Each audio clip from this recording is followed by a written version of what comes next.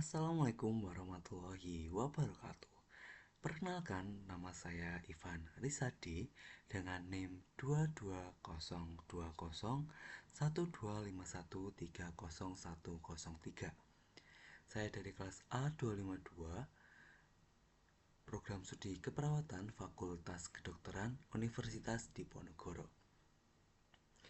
Di sini saya akan menjelaskan tentang Jepara, sebuah kota ukir yang ada di utara Pulau Jawa.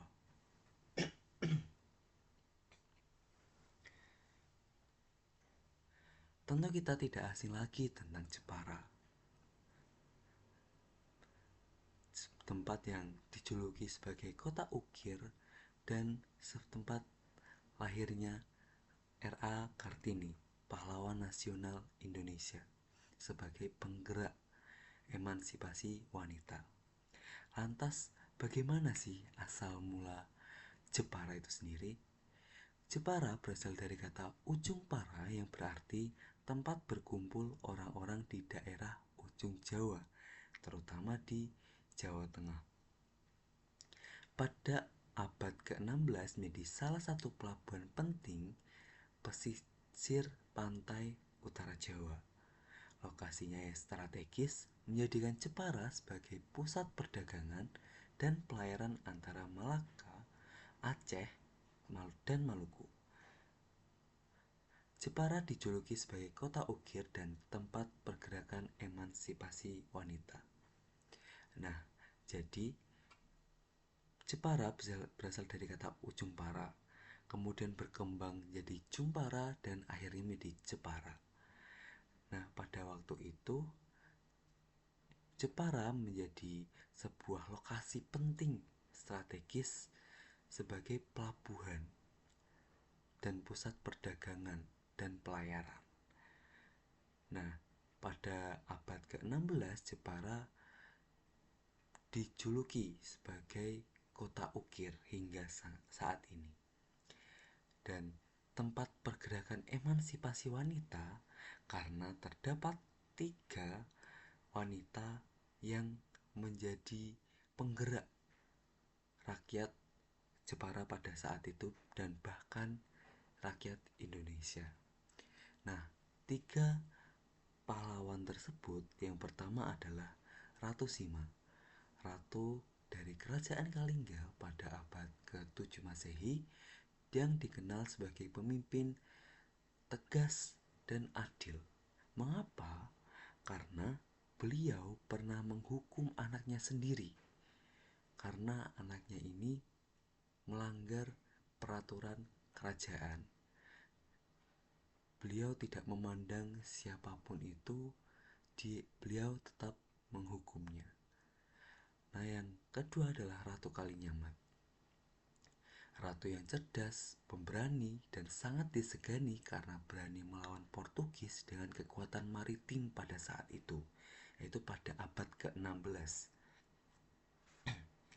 Sebagai sebagai pemimpin yang tegas, beliau memanfaatkan kekuatan maritimnya untuk melawan Portugis. Yang ketiga adalah R.A. Kartini, pahlawan nasional Indonesia, yang melalui pemikirannya menginspirasi gerakan emansipasi wanita di Indonesia. Karena beliau banyak menulis surat-surat yang ditujukan kepada temannya yang ada di Belanda, dan kemudian surat-surat tersebut dibuat menjadi sebuah buku yang berjudul Habis Gelap Terbitlah Terang. Melalui tulisan-tulisan tersebutlah yang menjadikan wanita atau emansipasi wanita ini mulai bergerak di Indonesia. Selanjutnya, The Iconic Place. Pantai menjadi daya tarik utama dari Jepara karena pantai utara Jawa merupakan pantai yang berbeda dengan pantai selatan Jawa. Banyak sekali pantai-pantai yang ada di Jepara, dan saya akan menjelaskan 5 pantai yang sering saya kunjungi dan bahkan banyak sekali dikunjungi juga oleh para wisatawan lokal maupun mancanegara. Nah, yang paling terkenal adalah Pantai Kartini. Pantai yang terdapat sebuah patung penyu di sekitarnya. Patung penyu ini merupakan sebuah museum yang di dalamnya terdapat koleksi ikan atau akuarium dan beberapa miniatur-miniatur tentang Jepara. Dan di Pantai Kartini ini juga terdapat sebuah pelabuhan yang bisa menghubungkan kita ke Pulau Karimun Jawa dan sebagainya. Selanjutnya adalah pantai yang sering sekali turis mancanegara kunjungi, yaitu Pantai Bandengan. Di Pantai Bandengan ini banyak sekali terdapat resort-resort yang memang ditujukan oleh turis-turis dari luar daerah. Dan di sini juga banyak sekali disewakan seperti banana boat, speedboat dan lain sebagainya. Dan di sini juga nggak cuman ada pantai dan pantai pasir atau lautnya, tapi juga ada padang sabananya di Pantai Bandengan, walaupun ya nggak, memang tidak seluas padang sabana yang sebenarnya, tapi cukup untuk di sekelas pantai itu menurut saya cukup bagus. Yang ketiga adalah Pantai Teluk Awur. Nah, di pantai ini terdapat PSDKU dari Undip, dan salah satunya adalah program studi keperawatan yang ada di Jepara, yaitu tepatnya di Pantai Teluk Awur. Di pantai ini tuh lebih dominan pemandangan ya memang semuanya sunset, tapi banyak di Pantai Teluk Awur ini mangrove. Nah, ikoniknya dari Pantai Teluk Awur ini ada mangrove yang untuk mencegah abrasi dari pantai dan juga bisa sebagai wisata.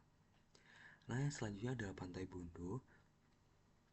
Ini pantai yang menurut saya pantai yang banyak sering dikunjungi oleh warga-warga lokal saja dibandingkan warga dari atau turis dari luar daerah.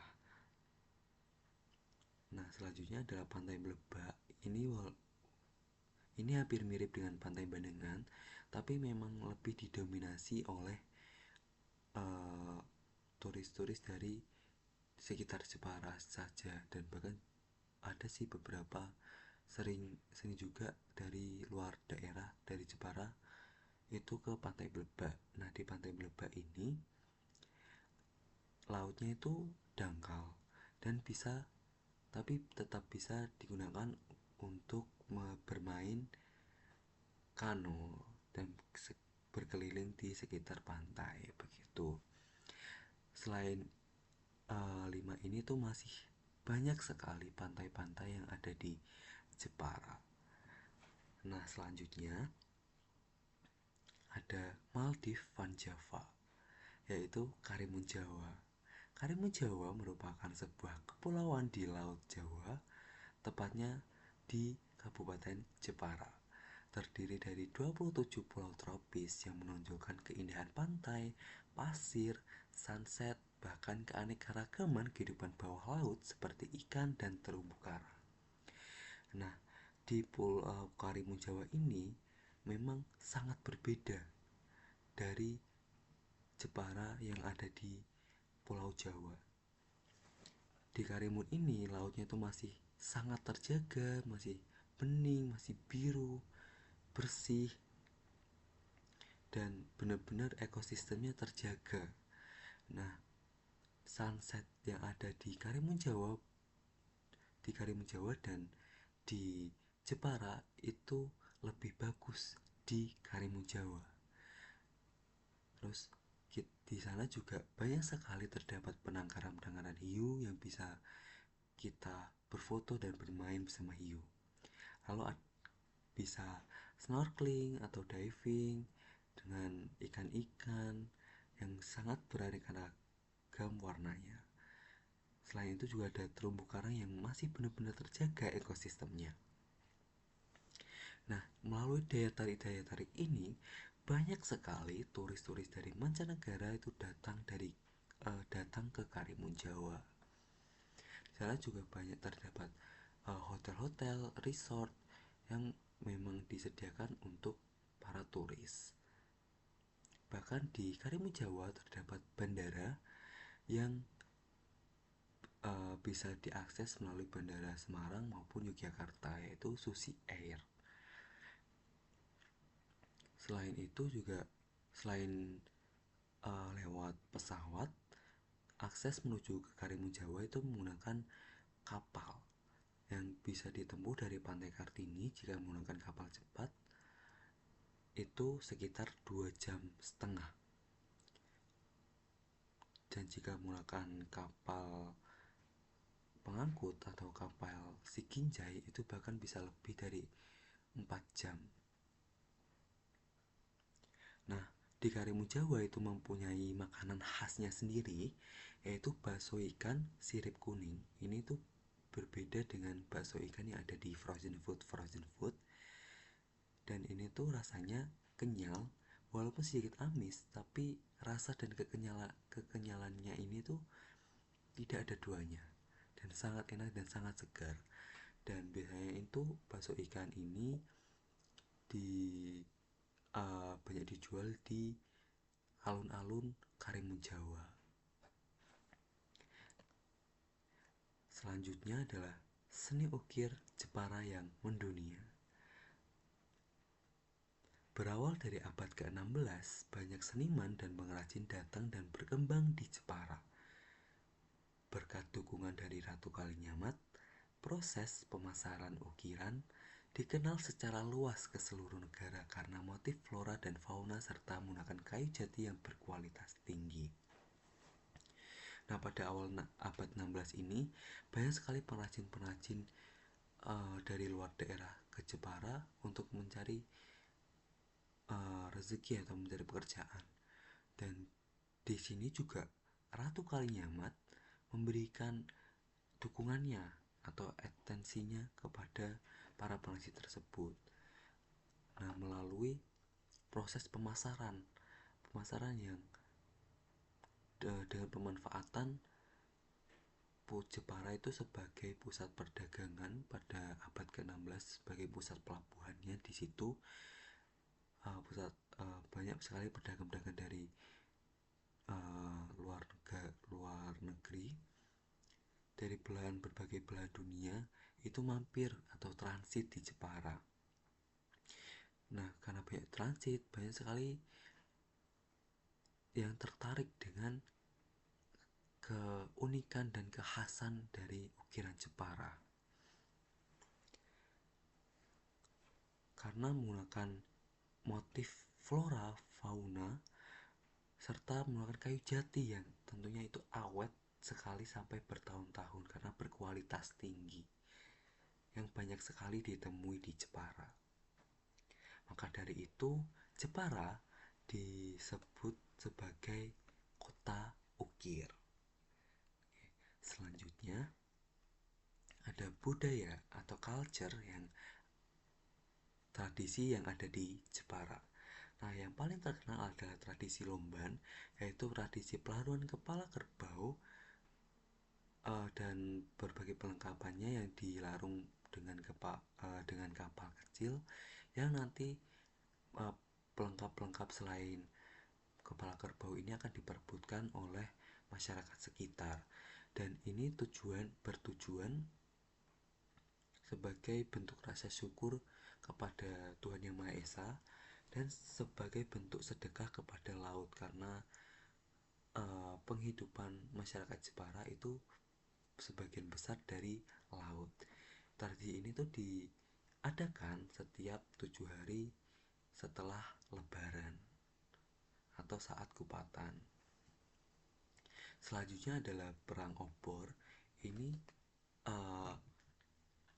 manifestasi perang yang menggunakan pelepah pisang dan daun kelapa kering. Ini biasa diadakan di Desa Tegal Sambi, Kecamatan Tahunan, Jepara, setiap malam Senin Pahing di bulan Dzulhijjah. Ini tuh merupakan obor yang masyarakat ini saling adu obor sebagai ya bentuk perangnya mereka untuk tolak bala seperti itu. Lalu selanjutnya adalah Sedekah Bumi. Ini tradisi yang biasa dilaksanakan mendekati bulan Agustus atau mendekati perayaan kemerdekaan Indonesia. Biasanya dilaksanakan oleh masyarakat di berbagai daerah yang ada di Jepara, di setiap kecamatan di Jepara. Biasanya terdapat banyak sekali pawai-pawai yang tentang perlombaan. Nah, gunungan ini itu berisi berbagai buah-buahan dan sayur-sayuran yang nanti akan dilombakan dan diperebutkan oleh masyarakat. Selanjutnya adalah kuliner khas, meliputi makanan dan minuman yang khas dari Jepara. Yang pertama ada adon-adon coro, merupakan minuman yang terbuat dari jahe, santan, dan gula Jawa, dan juga diberi irisan kecil-kecil daging kelapa. Nah, ini tuh memang bisa menghangatkan tubuh karena terbuat dari jahe dan juga menyegarkan ketika malam hari atau hujan melanda. Nah, selanjutnya ada kopi tempur. Ini kopi yang komoditas kopi yang berasal dari daerah Tempur, Jepara. Daerah Tempur itu daerah yang dingin yang dekat dengan Gunung Muria. Walau Jepara memang banyak sekali pantai, tapi tetap ada daerah yang dekat dengan pegunungan, yaitu pegunungan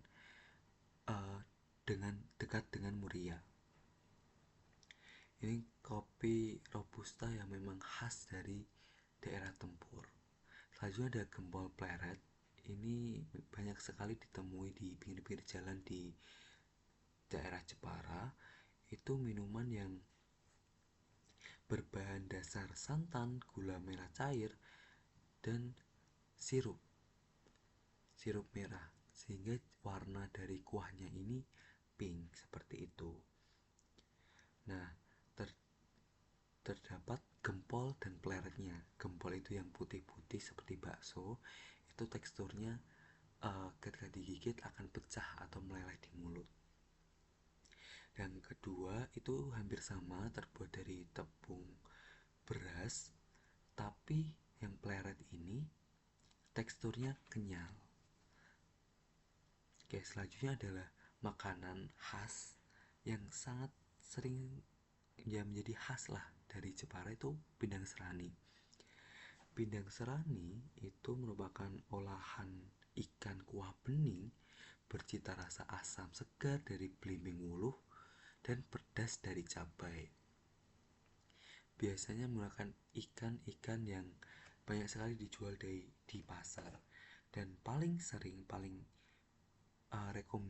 recommendednya ini adalah pindang serani yang terbuat ikannya ini kepala manyung. Begitu banyak sekali dari masyarakat suka dengan kepala manyung.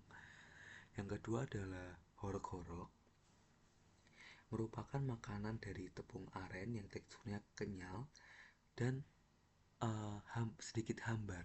Ya, memang hambar sih. Ini teksturnya kenyal dan hambar. Itu biasa digunakan sebagai pengganti nasi. dan dimakan dengan sate cacak atau sate kikil dan pecel. Dan sering juga banyak sekali ditemui pedagang-pedagang bakso yang menggunakan horok-horok di Jepara sebagai pengganti nasinya agar lebih kenyang. Nah, yang terakhir ada Rondo Royal. Rondo Royal ini merupakan jajanan dari tape singkong yang digoreng dengan adonan tepung mirip dengan tape goreng. Rasanya itu manis legit dan populer sebagai camilan. Kenapa namanya Rondo Royal, yang artinya dalam bahasa Indonesia itu janda yang baik hati dan tidak pelit? Karena pada banyak cerita itu menyebutkan bahwa awal mula Rondo Royal ini, makanan Rondo Royal ini ya dibuat oleh seorang janda yang selalu berbuat baik atau berbagi kepada sesamanya begitu. Oke, terima kasih. Mohon maaf bila masih terdapat kesalahan atau tidak kesempurnaan pada presentasi tentang Culture of Jepara. Saya akhiri. Wassalamualaikum warahmatullahi wabarakatuh.